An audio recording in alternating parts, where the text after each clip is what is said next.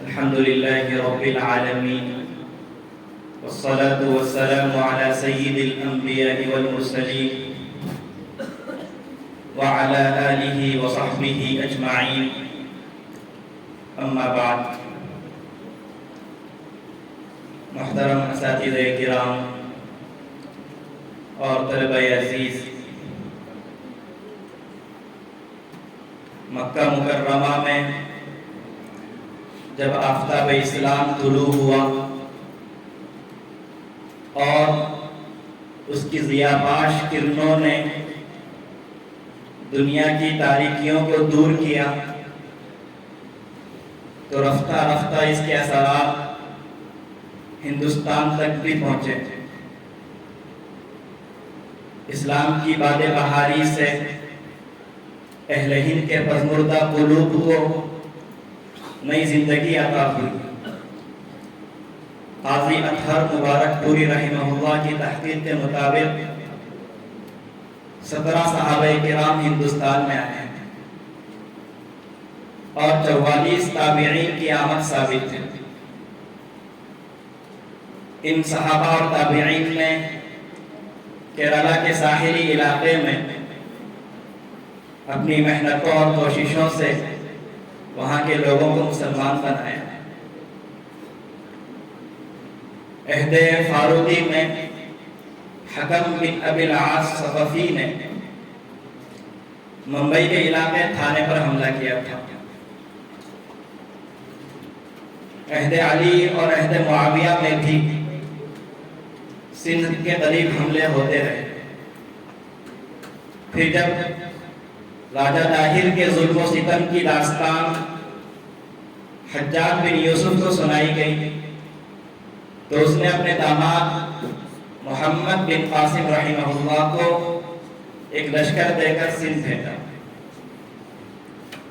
طاہر سے مقابلہ ہوا، محمد بن قاسم کو فتح حاصل ہوئی۔ اس کے بعد بھی کئی جنگیں مسلمانوں میں اور اہل ہند میں ہوتی رہی۔ سب سے پہلی سلطنت 4 صدی کے اواخر میں قائم ہوئی، اسلامی سلطنت، جس کے بانی محمود غزنوی رحمہ اللہ تھے۔ اس کے بعد بھی کئی حکومتیں ہوئیں، خلجی ہے، سوری ہے، تغلق وغیرہ کئی ہیں۔ اخیر میں مغل حکمران آئے تھے۔ تقریباً 300 سال ہندوستان پر ان کی حکومت رہی۔ اسی خاندان میں ایک اہم شخصیت ابو المظفر محی الدین محمد اورنگزیب عالمگیر رحمہ اللہ کی ہے۔ آپ کی ولادت 15 ذی القعدہ 1028 ہجری میں ہوئی۔ والد شاہجہاں ہیں، والدہ کا نام ممتاز محل ہے جو آصف جاہ کی بیٹی اور ملکہ نور جہاں کی بھتیجی تھی۔ آپ کے اساتذہ میں ملا عبد الواحد ہرگامی، مولوی سید محمد قنوجی، مولانا عبد اللطیف سہارنپوری، ملا محی الدین بہاری، ملا جیون، شیخ عبد القوی اور علامہ سعد اللہ خان وغیرہ تھے۔ شہزادہ تھے، اس کے باوجود آپ نے ہر قسم کے عیش و آرام کو چھوڑ دیا تھا۔ آپ کا سارا وقت کتب خانے میں صرف ہوتا تھا۔ حافظ قرآن بھی تھے۔ حیرت کی بات یہ ہے کہ 45 سال کی عمر میں صرف 1 برس کی مدت میں آپ نے قرآن حفظ کیا تھا۔ فن خطاطی بھی، اس میں بھی آپ کو عبور حاصل تھا۔ عبد الباقی حداد، سید علی خان حسینی، ان دونوں خطاطوں سے آپ نے علم حاصل کیا تھا۔ اورنگزیب عالمگیر رحمہ اللہ غیر معمولی قابلیتوں اور صلاحیتوں کے مالک تھے۔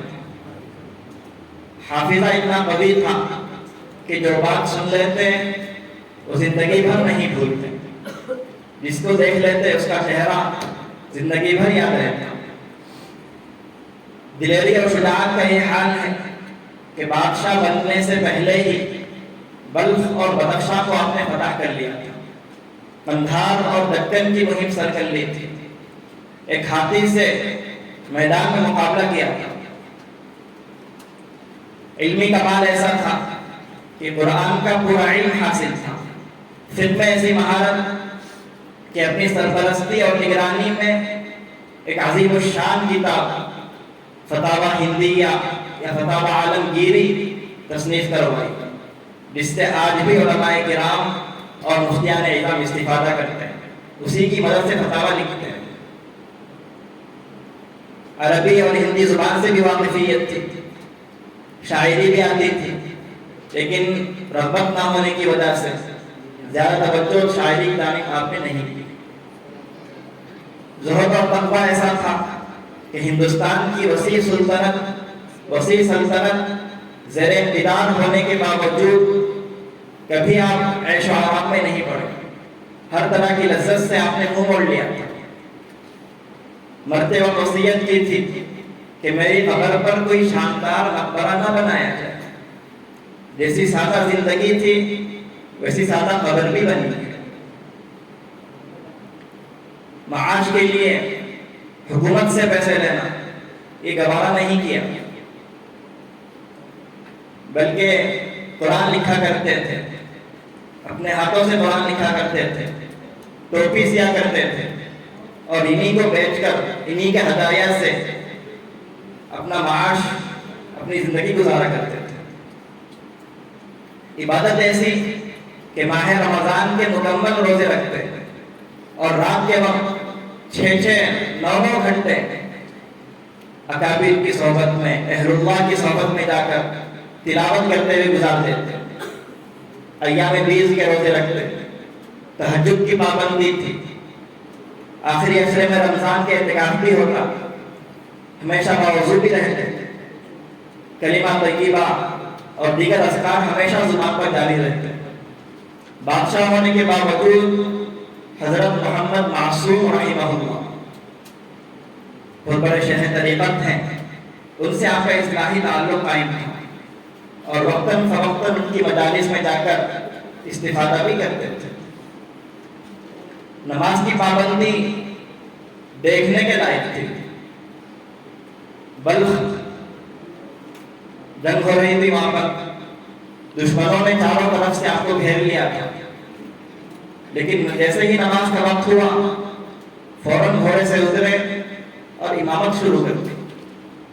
تو بلخ کے امیر عبدالعزیز خان نے یہ کہہ کر لڑائی سے ہاتھ کو روک دیا کہ ایسے شخص سے لڑنا موت کو دعوت دینا ہے. ایسے شخص سے لڑنا موت کو دعوت دینا ہے. اورنگزیب کی بادشاہت کراچی سے لے کر آسام کی مشرقی حدود تک اور کوہ ہمالیہ سے لے کر بحر ہند تک تھی. برطانیہ کا جتنا بڑا رقبہ ہے اسی کے مساوی ہندوستان کا بھی رقبہ تھا. اورنگزیب کا بڑا کارنامہ ہے کہ اس نے ہندوستان کو ایک متحد ملک اور ایک نیشن اسٹیٹ بنا دیا تھا. اس کے زمانے میں علاقے جات بکھرے ہوئے نہیں تھے. ہر جگہ عالمگیر کی ہی بادشاہت قائم تھی. اورنگزیب نے کئی ظالمانہ ٹیکس انہیں معاف کر دی. مورخین نے 80 ٹیکس بتائے ہیں کہ 80 قسم کے ٹیکس رعایا پر عائد تھے، لیکن اورنگزیب نے بادشاہ بننے کے بعد ان تمام ظالمانہ ٹیکسوں کو ختم کر دیا. اورنگزیب کا ایک بڑا کارنامہ یہ بھی ہے کہ پشتہا پشت سے جو رسومات چلی آ رہی تھی، جو مذہب کے خلاف تھی، انہیں بھی آپ نے بند کیا. درشن کا طریقہ رائج کیا، اس کو ختم کیا. سلام مسنون کا طریقہ جاری کیا. دربار شاہی میں ناچ گانا رقص ہوا کرتا تھا، اس کو بادشاہ بنتے ہی بند کرا دیا. عدل و انصاف عالمگیر کا طلوع امتیاز تھا۔ لین پول لکھتا ہے مغل اعظم عدل کا سمندر ہے، اس کا انصاف ہمیشہ ڈٹا تلا ہوتا ہے۔ اس کے انصاف کا ایک واقعہ نقل کیا گیا ہے کہ ایک مرتبہ بنارس کے 2 ہندو انہوں نے درخواست دی بادشاہ کے پاس کہ ہمارے 5 مکانوں پر ایک مسلمان نذیر بیگ نے قبضہ کر لیا ہے، ناجائز قبضہ کر لیا ہے۔ عالمگیر کو جیسے ہی علم ہوا تو اس نے نذیر بیگ کے ہم مذہب ہونے کے باوجود یہ فرمان جاری کیا کہ اگر ان دونوں ہندوؤں کی بات درست ہے تو نذیر بیگ کو ان مکانوں میں گھسنے نہ دیا جائے۔ اور ایک واقعہ بھی ملتا ہے تاریخ میں کہ عالمگیر کا بیٹا کام بخش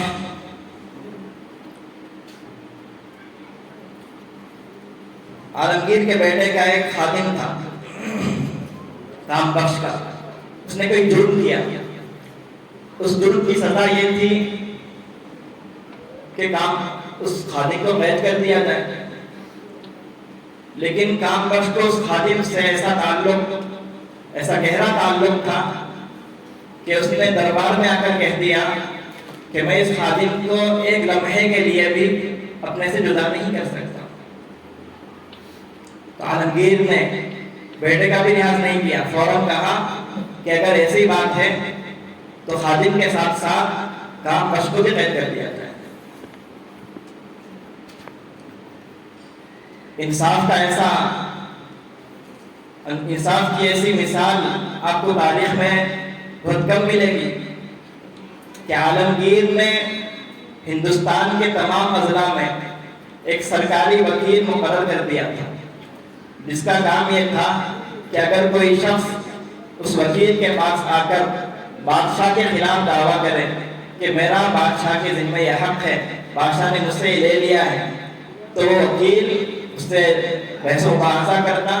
اگر اس کا حق ثابت ہو جاتا تو وکیل کو یہ ہدایت تھی کہ وکیل اس شخص کا حق اس کو دے دے، یعنی بادشاہ کے خلاف بھی دعویٰ کرنے کا حق اورنگزیب نے دے دیا تھا۔ سارے انتظامات اس کے واسطے کیے تھے۔ اورنگزیب کے زمانے میں تعلیمی اور صنعتی لحاظ سے بھی ہندوستان کو ترقی حاصل تھی۔ بہت سارے مدارس بادشاہ کی سرپرستی میں چلا کرتے تھے، اور جو پرائیویٹ تھے، جو سرکاری نہیں تھے، ان کے واسطے بھی وظائف اور امداد کا سلسلہ جاری تھا۔ صنعت کو ترقی اس قدر تھی کہ مورخین نے لکھا ہے پارچہ بافی یعنی کپڑا بننا، کپڑا بننے کی جو صنعت تھی اسی سے اتنی آمدنی حاصل ہو جاتی تھی کہ وہ ہندوستان کو بھی کافی ہوتا، پھر وہ سارا دیگر ممالک میں ہی بھیجا جاتا تھا۔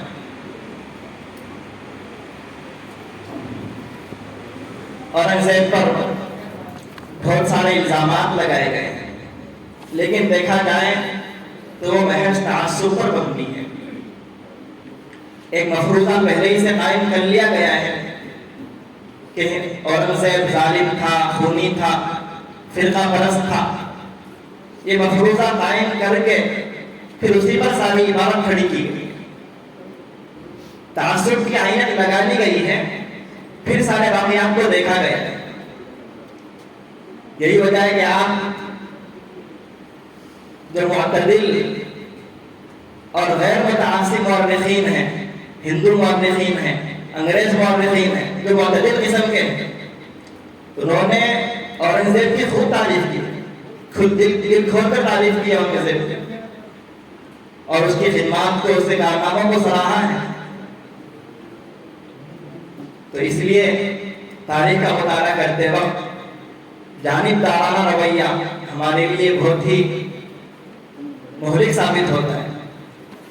غیر جانبدارانہ رویہ رکھ کر، غیر متعصبانہ رویہ رکھ کر ہمیں تاریخ کا مطالعہ کرنا چاہیے۔ اورنگزیب پر بنیادی طور پر 4 قسم کے اعتراضات کیے جاتے ہیں۔ پہلا اعتراض یہ ہے کہ اورنگزیب نے دکن پر حملہ کیا تھا۔ دکن ایک شیعہ ریاست تھی، گویا औरंगजेब ने मजहबी तासुब की वजह से एक शिया रियासत का वजूद बर्दाश्त नहीं किया। फिर दक्कन पर हमले की वजह से मराठों को तक़वियत हासिल हुई और उन लोगों ने बाद में औरंगजेब को खूब सताया। इस एतराज का अगर हम जायजा लेंगे तो सबसे पहले हमें दक्कन के हालात जानना होगा। दक्कन में 5 रियासतें कायम थी: गोलकुंडा हैदराबाद, बीजापुर, खानदेश, बराह और अहमदनगर। ये 5 रियासतें दक्कन में कायम थी। ये 5 रियासतें आपस में लड़ती रहती थी। इनकी खाना जंगी इतने हद तक गिर चुकी थी कि ये लोग दूसरे मुस्लिम रियासत पर हमला करने के वास्ते गैर मुस्लिमों से और कुफार से मदद लेते थे। इन हालात की वजह से मुगलिया हुकूमत ने भी दखल देना शुरू किया और शाहजहां के ज़माने तक 3 रियासतें मुगलिया सल्तनत में आ गई थी। औरंगजेब के ज़माने में सिर्फ 2 सल्तनतें बच गई थी, हैदराबाद की और बीजापुर की। बीजापुर का बादशाह सिकंदर था। सिकंदर ने मराठा की खूब मदद की, औरंगजेब के खिलाफ मराठा की खूब मदद की। कई बार औरंगजेब ने समझाया भी, खुतूत लिखे कि तुम मराठा का साथ मत दो, लेकिन उसने इसको कबूल नहीं किया। मजबूर होकर औरंगजेब को सिकंदर पर हमला करना पड़ा, बीजापुर पर हमला करना पड़ा। लेकिन औरंगजेब को देखिए कि बीजापुर फतह करने के बाद भी उसने बड़े दुश्मन सिकंदर को खत्म नहीं किया, बल्कि सलातों से नवाजा, एजाज और इकराम किया। हैदराबाद का बादशाह अबुल हसन शाह था, जो ताना शाह के नाम से हवा में मशहूर था। हद दर्जा अय्याश था। जाहिर है हाकिम का असर महकूम पर, शाह का असर रियाया पर भी होता है। तो अवाम में भी अय्याशी, बेहयाई और शराब नोशी फैल रही थी। हद ये है कि उसने अपना वजीर एक बरहमन पंडित को बनाया था और सारे इख्तियारात उसी को सुपुर्द कर दिए थे। फिर जब शिवाजी पिट कर पहुंचा था हैदराबाद, तो दोनों ने साजबाज करके औरंगजेब से मुकाबला किया। शिवाजी मुकाबले के लिए गया और इसने माल दौलत से उसकी मदद की। इन तमाम वजूहात की वजह से औरंगजेब ने हैदराबाद को भी फतह किया। तो अगर इस सारे पस मंजर को आप सामने रखेंगे तो मालूम होगा कि इन 2 रियासतों हैदराबाद और बीजापुर को फतह करने की वजह ये नहीं थी कि ये दोनों शिया रियासत थे, बल्कि असल वजह वो सारी थी जो मैंने अभी बयान की। दूसरा एतराज आलमगीर पर किया जाता है कि आलमगीर ने मराठा के साथ सही सलूक नहीं किया। शिवाजी और उसके खानदान वालों के साथ बेहतर सलूक नहीं किया, जिसकी वजह से आगे चलकर खुद उसको नुकसान उठाना पड़ा। उसने खामखा मराठा के साथ छेड़छाड़ की और उसका नतीजा उसको बाद में भुगतना पड़ा। अगर आलमगीर शिवाजी के साथ अच्छा सलूक करता तो फिर शिवाजी उसके खिलाफ खड़ा नहीं होता और दोनों की ताकत मिलकर एक मजबूत हुकूमत कायम होती। ये एतराज किया जाता है आलमगीर के ऊपर। सबसे पहले तो समझना चाहिए कि मराठा से जंग का आगाज आलमगीर ने नहीं किया था, बल्कि शिवाजी जो है मराठा का, वो शिवाजी का बाप साहूजी, शाहजी बदल गया साहूजी से, तो शिवाजी का बाप साहूजी उसने शाहजहां की हुकूमत में ही फितने फैलाने शुरू कर दिए थे। اور شاہجہاں نے اس کے مقابلے کے لیے بڑے لشکر بھیجے تھے. تو اورنگزیب کو مراٹھا سے جنگ کا ذمہ دار قرار دینا، آغاز کا ذمہ دار قرار دینا، یہ تاریخ سے جہالت کی بات ہے. پھر جب شیواجی عالمگیر کے دربار میں پہنچا ہے تو عالمگیر اس کے ساتھ بہت اعزاز اور احترام سے پیش آئے. مقربین اور عمراء کی سب میں اس کو کھڑا کیا. اس کے بیٹے سمبھا اس کو پنج ہزاری منصب دیا ہے، پنج ہزاری اس کو منصب دیا ہے بیٹے کو. لیکن سمبھا نے اس کے باوجود غداری کی، خود اورنگزیب سے مقابلہ کرنے کے لیے چلا آیا. تو اورنگزیب کو مجبوراً سمبھا کو قتل کرنا پڑا. سمبھا کے بعد سمبھا کے ساتھ اس کا بیٹا اور اس کی بیوی دونوں گرفتار ہوئے. سمبھا کی ماں اور سمبھا کے بیٹے دونوں گرفتار ہوئے تھے. تو سمبھا نے عالمگیر نے ان دونوں کے ساتھ اچھا سلوک کیا، ماں کا بھی کرام کیا اور بیٹے کو 7,000 منصب دیا. پھر اس کے بعد رام جی اور دیگر کئی لوگ جو مراٹھا کے ہیں وہ عالمگیر کے ناک میں دم کرتے تھے. تو عالمگیر نے یہی حل نکالا کہ مراٹھا کو مکمل ختم کر دیا جائے، ان کا استحصال کر دیا جائے، جڑ سے اکھاڑ دیا جائے. اور اس کے لیے سب سے بہترین حل یہی تھا کہ مراٹھا کے قبضے میں جو قلعے تھے ان سارے قلعوں کو فتح کر لیا جائے. چنانچہ عالمگیر نے سارے قلعوں کو فتح کر لیا. اب مراٹھا کی حالت یہ ہو گئی تھی کہ وہ ادھر ادھر پھرتے تھے، ان کے واسطے کوئی چھت نہیں تھی جہاں اپنا سر چھپا سکے.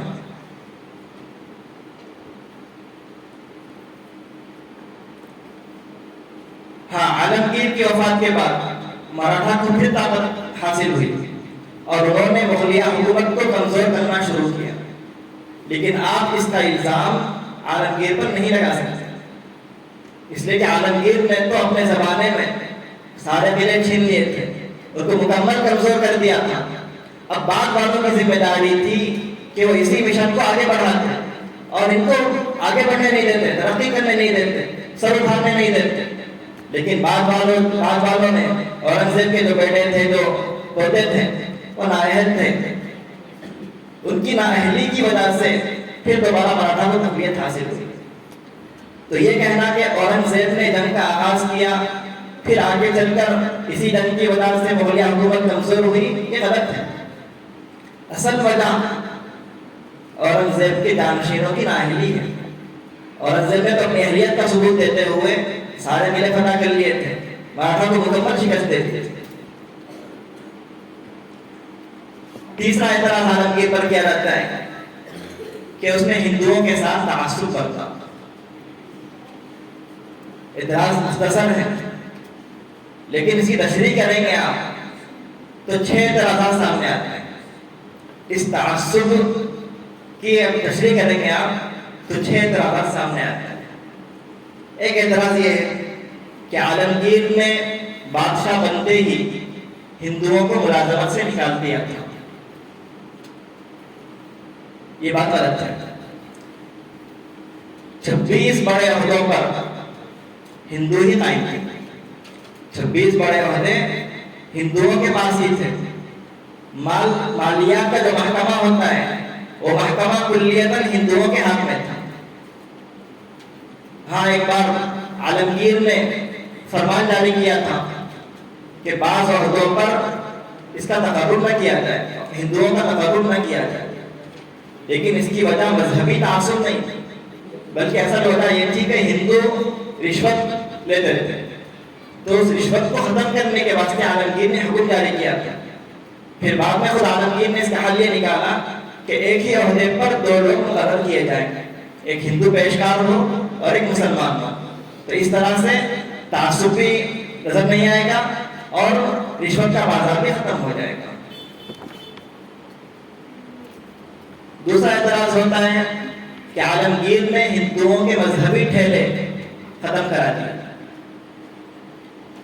بات صحیح ہے، درست ہے. اس نے یقیناً ہندوؤں کے محلوں کو ختم کر دیا تھا، لیکن اس کی اصل وجہ یہ تھی کہ عالمگیر کی طبیعت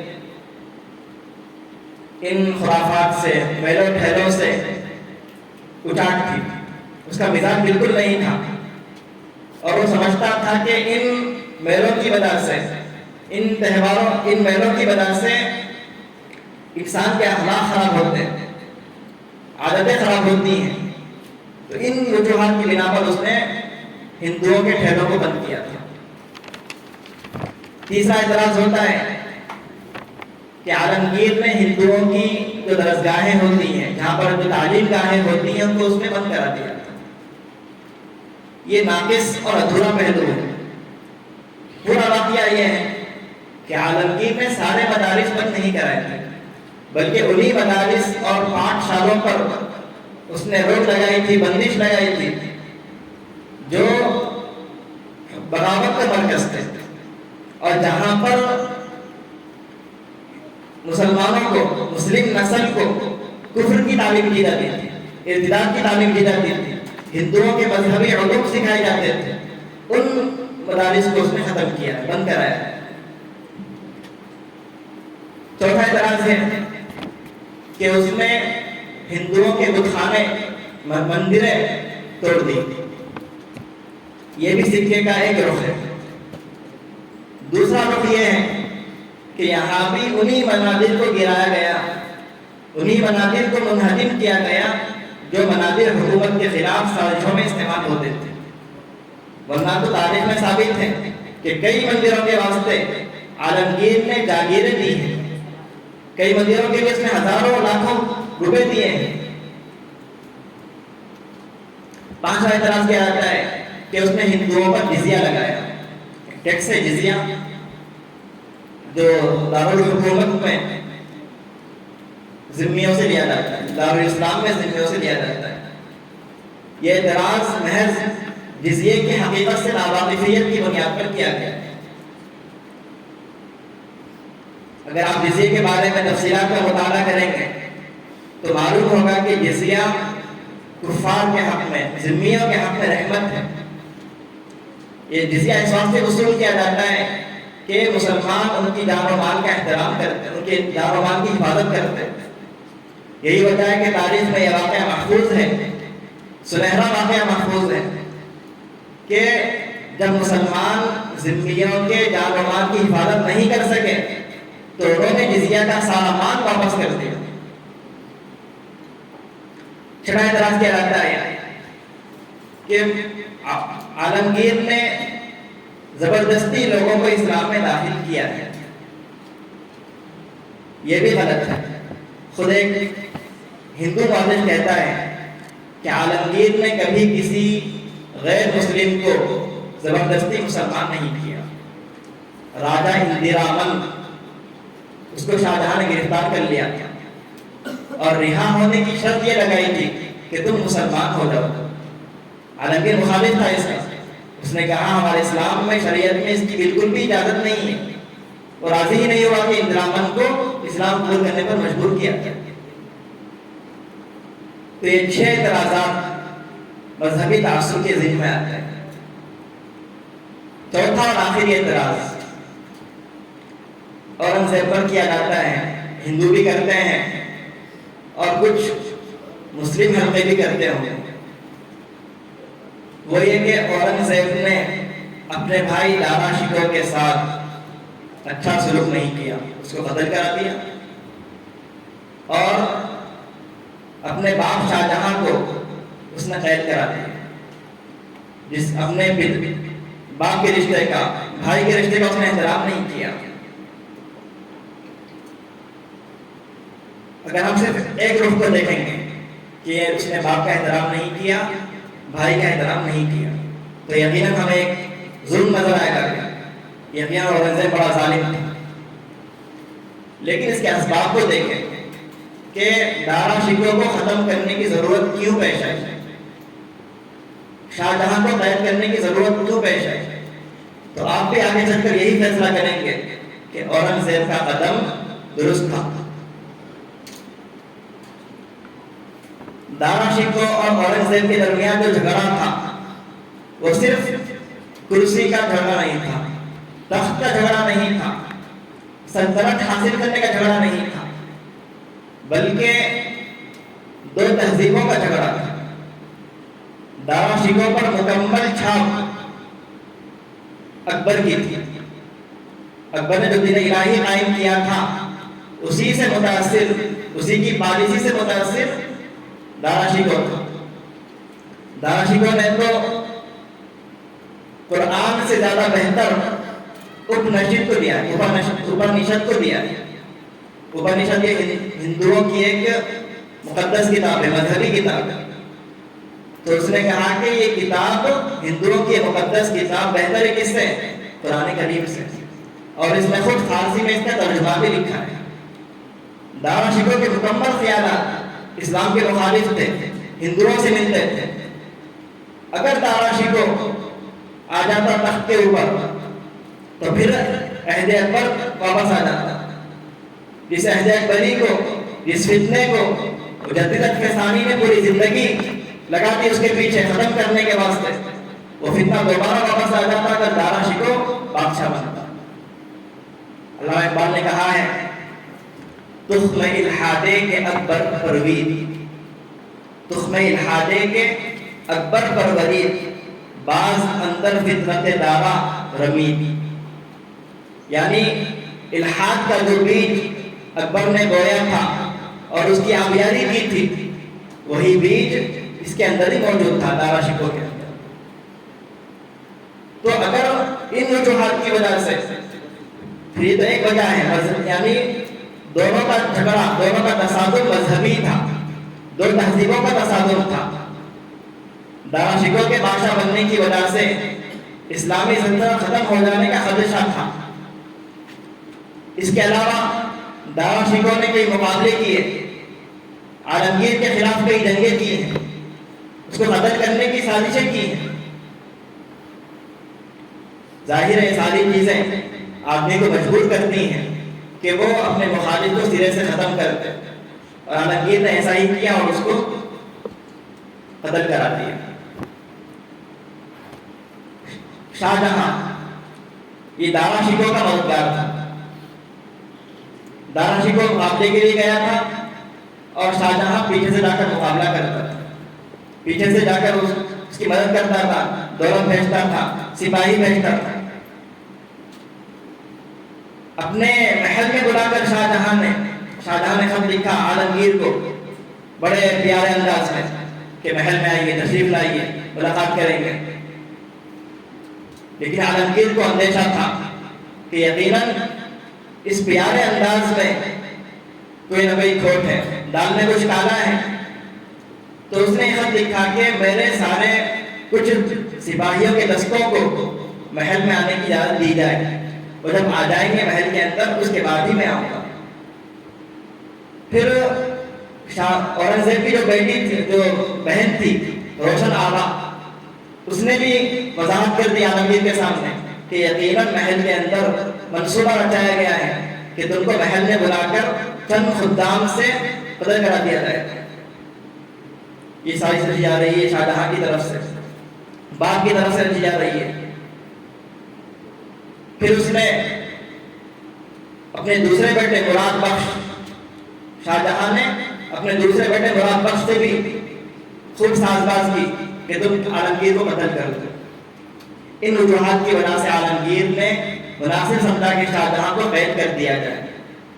پھر شاہ جہاں کو قید کرنے کے بعد ایسا نہیں کہ اس کو ایسے ہی چھوڑ دیا، سردے گلتے رہنے دیا، بلکہ اس سارے آرام کی ساری سہولیات، سارے اسباب میسر کیے، اور اپنے حکومتی امور میں وہ شاہ جہاں سے مشورے بھی لیتا تھا۔ تو اس لیے اس کی وجہ سے اورنگزیب پر الزام لگانا کہ اس نے دارا شکوہ کے ساتھ غلط سلوک کیا یا شاہ جہاں کے ساتھ ناروا سلوک کیا، یہ محض سرسری اور سطحی بات ہے۔ آج جب گہرائی میں جائیں گے، تاریخ کا مطالعہ کریں گے تو واضح ہوگا کہ یقیناً اس کے پیچھے سے اسباب بھی تھے کہ ان اسباب کی وجہ سے اورنگزیب کو دارا شکوہ کو قتل کرانا پڑا تھا اور شاہ جہاں کو قید کرانا پڑا تھا۔ کہا جاتا ہے جادو وہ جو سر چڑھ کر پڑے، اس لیے آخر میں ایک مشہور ہندو مورخ ایشوری پرساد کے اس اقتباس پر اپنی بات ختم کرتا ہوں۔ پرماتما کی شان ہے کہ اورنگزیب جتنا اپنی رعایا کا خیر خواہ تھا اتنا ہی قدرت نے اسے بدنام بھی کیا ہے۔ کوئی اسے ظالم کہتا ہے، کوئی اسے خونی کہتا ہے، لیکن حقیقت میں وہ عالمگیر کے لقب کا بجا طور پر مستحق ہے۔